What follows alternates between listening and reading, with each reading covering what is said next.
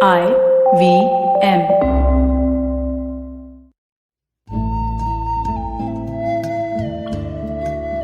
IVM के Hindi travel podcast टेढ़े मेढ़े रास्तों पर आपका स्वागत है। टेढ़े मेढ़े रास्ते ही क्यों? वो इसलिए कि घूमना भी तो ऐसे ही रास्तों की तरह पेचीदा और लगातार उतार चढ़ाव भरा होता है, जहां हर पल कुछ नया देखने और महसूस करने को मिलता रहता है। शर्त बस यही होती है कि आंख कान खुले रहने चाहिए। मैं हूं केशव चतुर्वेदी और मैं आपको ले चलूंगा इस जबरदस्त यात्रा पर और सुनाऊंगा ऐसी मजेदार कहानियां शहरों, किलों, महलों, सड़कों और सबसे अहम इंसानों की, जो पिछले 20 साल से ऐसे ही रास्तों पर भटकते हुए मैंने सिर्फ आपके लिए इकट्ठा की हैं। तो आइए शुरू करते हैं। राजस्थान या राजपूताना वीरों की भूमि है, लेकिन यहां भी चित्तौड़ की बात बिल्कुल अलग है। मेवाड़ का ये किला और यहां राज करने वाले सिसोदिया या हमीर वंश ने अकेले ही भारत को शक्ति और भक्ति की इतनी कहानियां दी हैं जितनी किसी एक राजवंश में मिलना मुश्किल है। आपको कुछ नाम गिनाता हूं। बप्पा रावल, कुंभलगढ़ के निर्माता और जबरदस्त योद्धा राणा कुंभा, राणा सांगा, महाराणा प्रताप, गोरा बादल, मीराबाई, पन्ना धाय और रानी पद्मिनी। इन सब में क्या समानता है? तो जवाब यह है, सब मेवाड़ के सिसोदिया राजपूत घराने से आते हैं या उसके इतिहास से जुड़े हुए हैं। इन सब की जिंदगी में चित्तौड़ के किले ने महत्वपूर्ण भूमिका निभाई है। आज अगर आप चित्तौड़ शहर जाएं तो यह किला शहर के हर कोने से आपको दिखाई देगा। कहा जाता है कि इसे बनाने वाला मौर्य वंश असल में मौर्य वंश से ही निकला था और लगभग 1500 साल पहले उन्होंने जो ये किला बनवाया तो फिर इसके आकार का दूसरा किला नहीं बन पाया। जी हां, आज भी चित्तौड़ भारत का सबसे बड़ा किला है। ये बात भी हैरान करने वाली है कि पिछले 200 साल छोड़ दें तो उसके पहले राजा महाराजा किले जरूर बनवाते थे क्योंकि उसमें ही सुरक्षा रहती थी, लेकिन अपने निर्माण के 1500 साल बाद तक चित्तौड़ की बराबरी करने वाला दूसरा किला ही नहीं बन पाया। और शायद इसीलिए सन 2013 में यूनेस्को ने इसे वर्ल्ड हेरिटेज साइट का तमगा दे दिया। किला वाकई बहुत बड़ा है और इसकी लोकेशन कमाल की है। पूरा चित्तौड़ शहर समतल मैदान पर बसा है, लेकिन उसके बीचों बीच 180 मीटर ऊंची एक पहाड़ी खड़ी हुई है।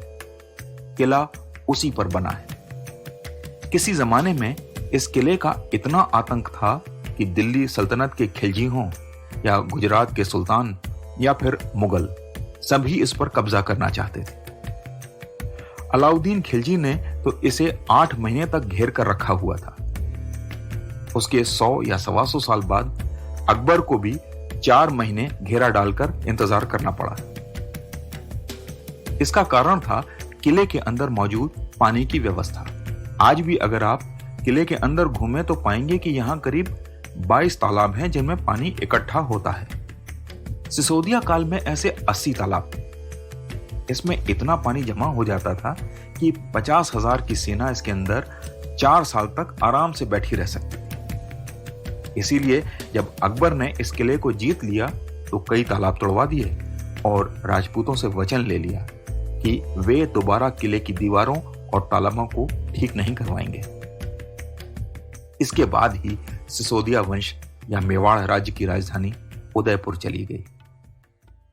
सिसोदिया वंश चित्तौड़ से बिछड़ गया, लेकिन उसकी यादें चित्तौड़ के किले में ही बसी रहीं। वीरान किले में राजाओं की कम और रानियों की कहानियां और उनके प्रतीक धीरे धीरे जनमानस पर चटक रंग की तरह चढ़ते चले गए। इसमें रानी पद्मिनी और रानी मीराबाई सबसे प्रमुख रही।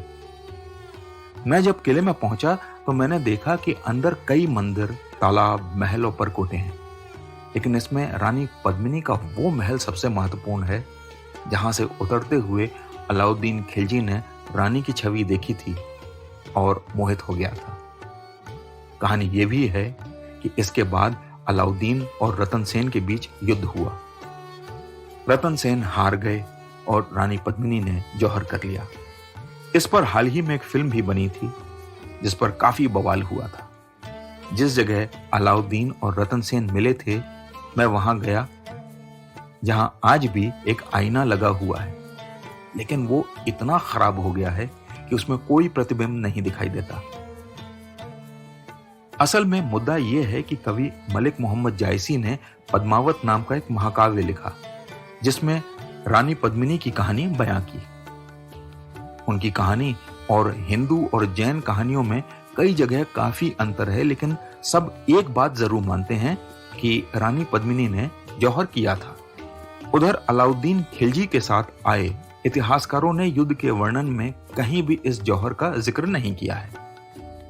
अब कहानीकार और इतिहासकार आपस में बहस कर रहे हैं कि क्या सही है और क्या गलत, लेकिन आपको एक राय दे रहा हूं। चित्तौड़ में आज भी आप रानी पद्मिनी के बारे में कुछ बोलने से पहले 2 बार सोच लीजिएगा, क्योंकि हो सकता है लोग आपके ज्ञान के बदले आपकी धुलाई कर दें। रानी पद्मिनी आज भी मेवाड़ के समाज में जीवित हैं और हर साल उनकी याद में जौहर मेला आयोजित होता है। रानी पद्मिनी की तरह रानी मीराबाई को भी पूजने वाले बहुत हैं और किले के अंदर बना मीरा मंदिर कृष्ण और मीरा के भक्तों के लिए एक तीर्थ से कम नहीं है। यही हाल महाराणा प्रताप का भी है।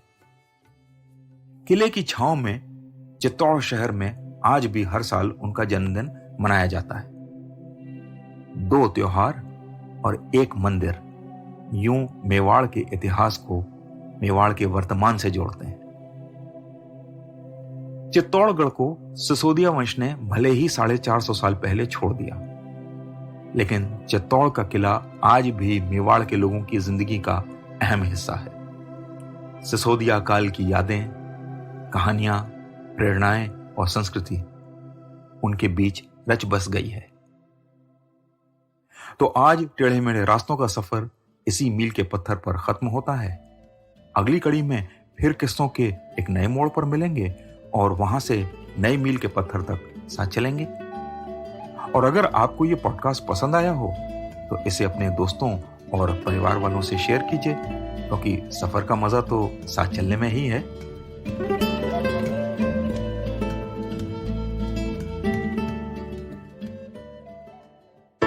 Hey, it's been another great week on the IVM Podcast Network. On Shunya One, Sheila Ditya and myself are joined by Ashish Dave, CEO of Mirai Asset Adventure Investments. We talk about their current investment bets and how COVID has affected the funding process. On Getting Meta, marketing professional Lavanya Mohan shares with Chuck how content is always determined by the audience. On Candid Kanan, Kunal Kapoor, Dino Moria and Drashti Dami join Siddharth to talk about their latest release, The Empire. Learn how to be a business champ on The Habit Coaches. Ashton talks to Malay Damania, business coach and author of Business Champ. And on Tere Mere Raste, Keshav recounts the night he first visited Kashmir under the black cloud of terrorism. Do follow us on social media. We're IVM Podcast on Twitter, Facebook, Instagram, and LinkedIn. And remember, if you're enjoying this show or any of our other shows for that matter, please do tell a friend. And finally, we would like to thank our sponsors this week on the network, Ciet Cred, Bank of Baroda, Quarter, CoinSwitch Kuber, and Intuit India. Thank you so much for making this possible.